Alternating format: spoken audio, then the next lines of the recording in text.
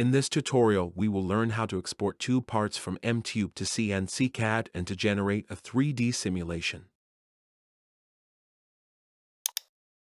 Load the part in MTube. You can choose from many different types of 3D part files. Remember to save the part before export. Click the Export option and select the material of the tube. In the Tube ribbon, click the 3D View option and auto-cut the tube.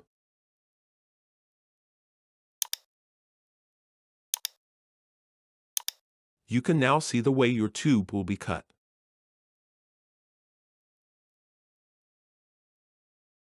To see a 3D simulation of the tube cutting, click the 3D Simulation option.